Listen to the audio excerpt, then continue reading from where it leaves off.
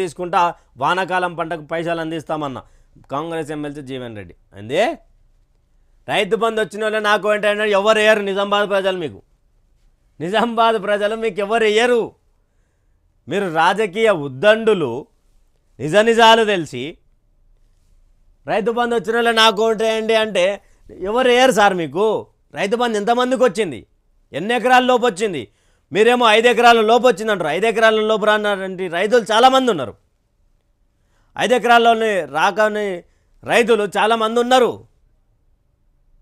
మరి ఏమైంది మీకు మీరు ఇక్కడ రైతు బంధు వచ్చిన వాళ్ళే అంటే రానోళ్ళందరూ మీకు ఏదని అర్థమా రైతు బంధు రానోళ్ళు మీకు ఏదని అర్థం అంతే కదా క్లియర్గా మరి అట్లయితే దాదాపు 100%లో 40% 30% మందికే రైతు బంధు 70% మంది మీరే వేయకపోతే ఓడిపోతారు కదా మరి ఈ స్ట్రాటజీయా లేకపోతే ఎలక్షన్ ముందు రోజు వేస్తారా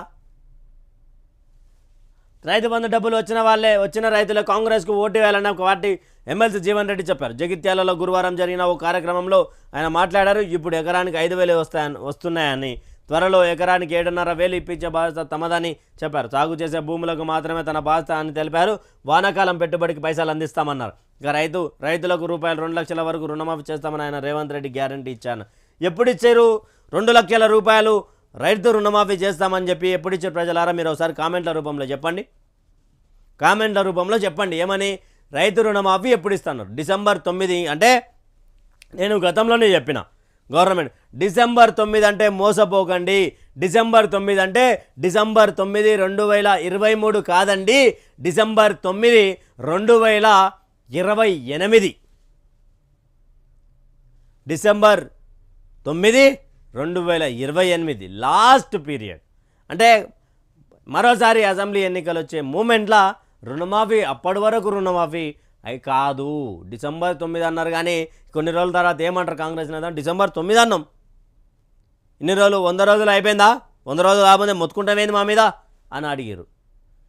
డిసెంబర్ 100 రోజులు అయిపోయింది ఇంకా 110 రోజుల కాడికి వచ్చింది సంసారం ఇక్కడ డిసెంబర్ 9 2028 మేము సమయము డేటు అన్నీ చెప్పినామా డేట్ చెప్పినాం ఇయర్ చెప్పినామా చేస్తాం ఆర్థికంగా కేసీఆర్ అప్పుల పాలు చేసిపోయాడు మేమేమో 16,400 కోట్ల అప్పు తెచ్చినాం కానీ మేము చేసింది అప్పు కాదు మేము అభివృద్ధి ఎన్నిక తెచ్చినాం ఆయన తిన్నిక తెచ్చుకున్నాడని ప్రతిపక్షాలు మాట్లాడుతాం సిగ్గు అనిపిస్తలేదే వీళ్ళకు రైతు బంధు వచ్చిన వాళ్ళే ఓట్లు వేయాలంటే అట్లయితే ఎవడేయరు